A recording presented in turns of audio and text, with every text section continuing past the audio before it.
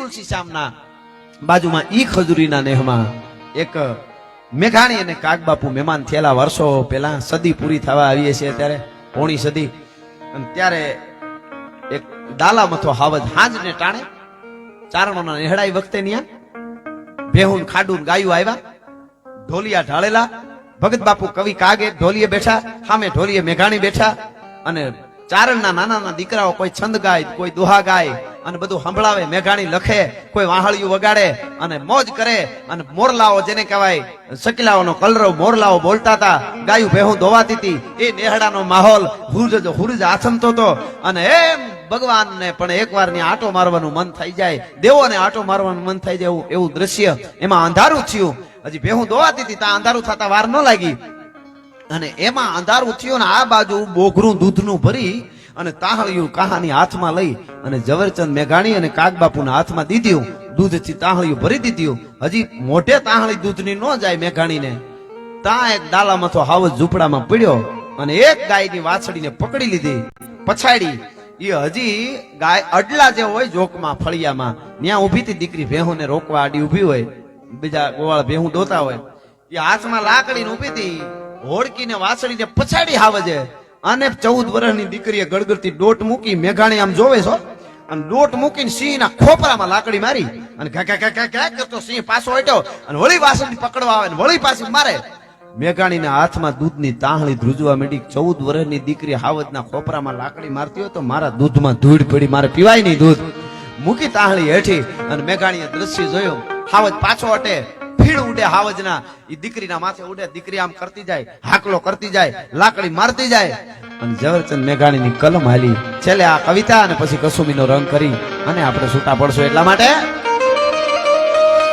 તોય હાવજ ગરજે, હાવજ ગરજે, વનરાવનનો રાજા ગરજે, નૈરાવનનો ભેદી ગરજે, ગરબા દરિયો ધોધો ગરજે.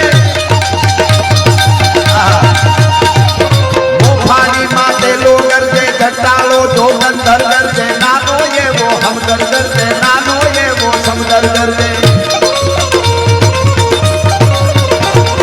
કાવડના ડાળામાં ગરજે, ડુંગરના ડાળામાં ગરજે, ગણબીના ખેતરમાં ગરજે. આ વાત અમને મજા આવે. આપણે કેમ બધા જ્ઞાતિની સારી વાતો કરતા હોય. મને કોઈ પ્રશ્ન કર્યો, એકચ્યુઅલી મેઘાણીની ભૂલ છે? મને કે મેં કીધું મેઘાણીની ભૂલ? મને કે હા. મેં કીધું એમાં હું તમે તેદી નહોતા, નકર સલાહ આપત તો ભૂલ ન કરત. હા, ઘણી વાર આવું બહુ થાય. અમારા મુરબી ભીખુદાનભાઈ એક સારી વાત કરે. એ કે હું મુંબઈ ગયો તો એક જણો મળવા આવ્યો ને વાતું કરે. હું સાહિત્યમાં વર્ષોથી સાહિત્યનો શોખીન. એકચ્યુઅલી મને સાહિત્ય વગર નીંદર ન આવે. હું ડાયરા સાંભળતો આવું છું, દરેક કલાકારને મળેલો છું અને મને મેઘાણીજી બહુ ગમે. એટલે ભીખુદાનભાઈ કે મેં કીધું કે ભાઈ સારું સારું, બહુ કહેવાય, તમે સાહિત્યના ઉપાસક છો. તો એકચ્યુઅલી એક કામ કરજો, આ વખતે આવો ત્યારે મેઘાણીને લેતા આવજો. ત્યાં તો એનો તોલ થઈ જાય ને આખો, કેટલો સાહિત્ય સાંભળતો હોય છે એવું. પણ મને પૂછ્યું એક જણાએ, મને કે ગઢવી મેઘાણી ભૂલ કરી ગયો. મેં કીધું કા? મને કે કણબીના ખેતરમાં શું કામ કીધું? કણબીને ખેતર હોય તો બ્રાહ્મણને ન હોય ખેતર, દરબારને ન હોય, ગઢવીને ન હોય, પ્રજાપતિને ખેતર ન હોય, બીજાને વાડીઓ હોય છે, ખેતર હોય. કણબીનું જ શું કામ? મેં કીધું તેથી કણબીને જ ખેતર હતા, અમારે બધા બીડ હતા. બીડમાં સમજો નકરું ઘાસ જ ઉભો હોય. અમારે એ બાજુ બીડ કે આ બાજુ જે કહેતા હોય એમાં નકરું ઘાસ જ ઉભો હોય. ઘાસ જ. અમારે એક ભાઈ ગામડેથી જમી બમી વેચીને ધંધામાં જમાવટ થઈ ગઈ ને હેરમાં રહેવા આવ્યા ને તો મોટો બંગલો બનાવ્યો, મોટું બધું ફળિયું. તો બેહવા આવ્યા કોક એના મિત્રો, એ કે સરસ ફળિયું છે, આમાં લોન વાવી દો. લોન વાવી દો. લોન તો કે લોન એટલે ઓલી ધ્રોકડ ને? તો હા. એ કે અમારે 150 વીઘામાં ગોઠણે ગોઠણે હતી, માંડ કાઢી, હજી અહીંયા વવરાવીશ તમારે પાછી? ઈ તો નહીં જ. ઈ કે ગમે બાવળ વાવીશ પણ ધ્રોકડ નહીં, લોન નહીં. કે મરી ગયા ધ્રોકડ કાઢી કાઢીનો. ખેડૂની દુશ્મન ધ્રોકડ ને કાળિયું ખડ. જેને અનુભવ હોય એને ખબર હોય. આપણે અનુભવની મજા છે.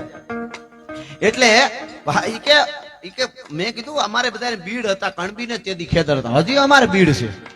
એમાં અમારું છે એટલે કહો, અમારે ગઢવી ડાયરાની વાતો તમે જવા દો. એક જગ્યાએ ડેમ બનતું હતું ને, ડેમ તો ગઢવીની અને દરબારોની પટેલની જમીન ડેમમાં ગયું બધી. તો દરબાર ને ગઢવી અરજી કરવા ગયા, અમને ડબલ આપજો, એનો જો વળતર મળે ને કે ડબલ આપજો પટેલ કરતા. કાંઈ કે અમે ઉપયોગ જ ક્યાં કર્યો છે, એમ નમ છે હાવ. કે એમણે તો ખૂબ લાભ લીધો છે લે એની બેનિફિટ અમે ગોત લઈએ મજા છે અમારી બધી એટલે આ તાસીર છે આ કોઈ જાતિની વાત નથી હવની તાસીર જુદી હોય બધી તાસીરો આપણે ત્યાં મળે એટલે કણબીના ખેતરમાં મેઘાણી કહે છે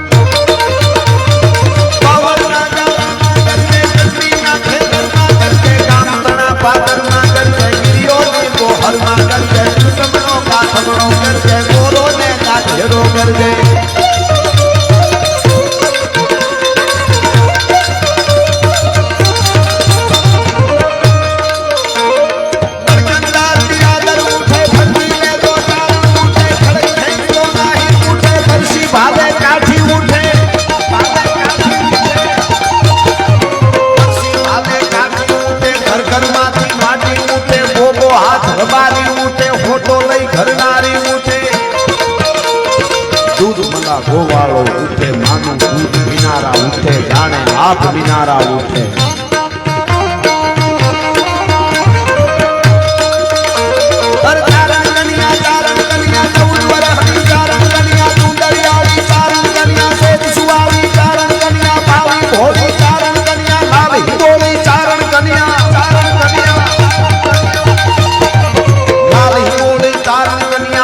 દોડી ચારણ કન્યા હાથ ઉઠાવે ચારણ કન્યા ઝાડ ગજાવે ચારણ કન્યા શોભનવંતી ચારણ કન્યા આગ જરંતી ચારણ કન્યા ઝાડ ચડંતી ચારણ કન્યા દેશ નિવાસી ચારણ કન્યા દેશ નિવાસી ચારણ કન્યા જગદંબાસી ચારણ કન્યા ઉભો વેજે ગિરના કૂતા ઉભો વેજે કાયર દૂતા ઉભો વેજે પેટ ભરાતું ઉભો વેજે ભૂખ મરાતું ઉભો વેજે ચોર ઉતારા ઉભો વેજે ચોર ઉતારા ઉભો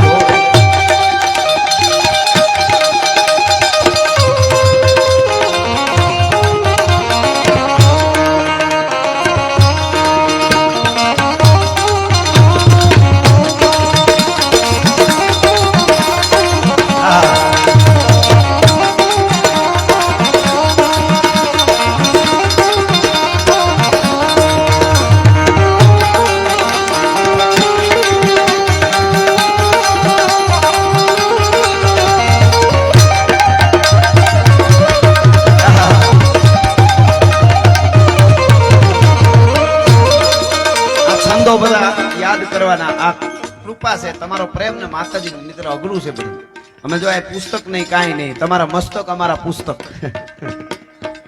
નથી ચૂંટણીમાં 2 મહિનામાં નતું કે થઈ જતું પાર્ટીના નામ ભૂલાઈ જાય ઘણા બીજા પાર્ટી મત આપજો એવું કહી દઈએ તમે જોયું ને ભગવાનના નામ ભૂલાઈ જાય અને અમારે કાયમ આટલું આ હું અમારામાં કાંઈ નથી વળીને કહી દઉં પાછું પણ અમે જે બોલી છીએ જેની વાતો કરી બહુ મહાન છે એની કૃપા જરૂર છે એ હકીકત છે નકર આટલા ઉજાગરા ને આટલું દોડવું ગોટો વળી જાય ને કાયમના માટે અમારે ઉજાગરા રાતની જ ગાડીઓ હાલવું તો આમ તમે સરેરાશ ભલે ક્યાંક ક્યાંક ઘટના બને પણ સરેરાશ જોવો તો કલાકારોને ગાડી ભટકાવાના પ્રસંગો ઓછા બને હા સરેરાશ જોવો તો હશે ને કાયમી રાતે નીકળવાનું ઉજાગરામાં એટલે એનું કારણ છે કે જે ભલે હાસે ખોટે કોકના નામ લઈ છે જેને બલિદાન આપ્યા છે જેને લોહી રેડ્યા છે જેને રાહ હાસી બતાવી એના નામ લઈ છે એટલા માટે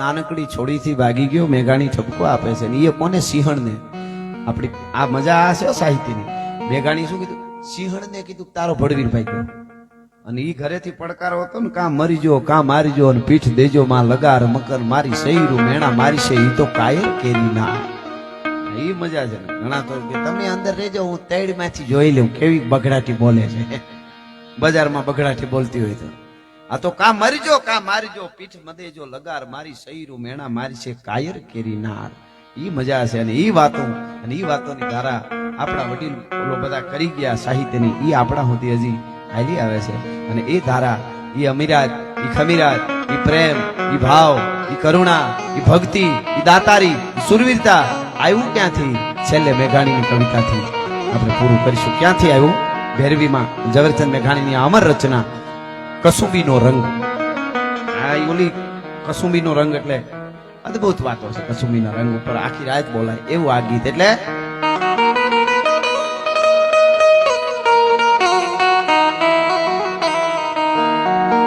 તો મારી જનની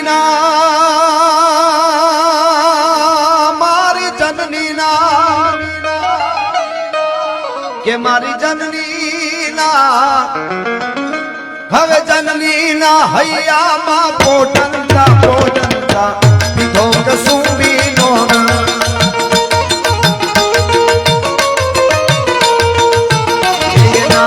એના થોડા ધાવણ કેરી ધારાય ધારાય પાનો કસુંબીનો ઓ રાજ મને લાગ્યો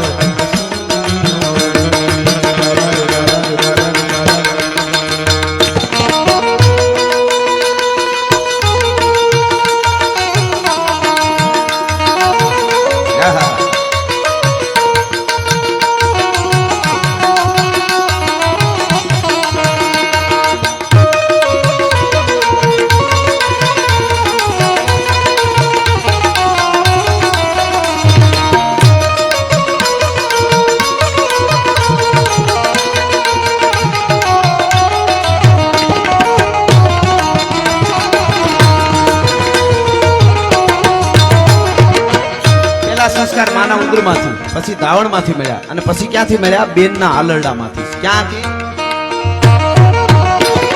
જે કનકબેનની યાદી કરતા હતા ને ભાઈ, ઈ બેને આલરડા ભાઈના ગાયા હોય, ઘોડિયામાં હિંચક્યા હોય, ઈ આલરડાની ઈ સંસ્કારની પરંપરા હાલી આવે છે. એટલે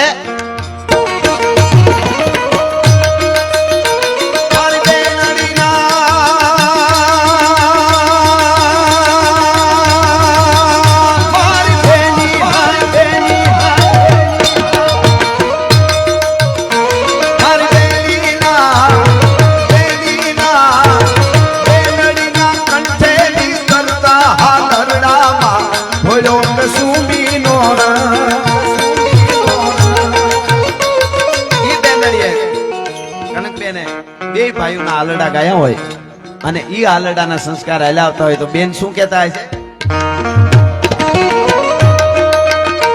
મારી બેનડીના કંઠે તરતા આલરડામાં ભળ્યો કસુંબીનો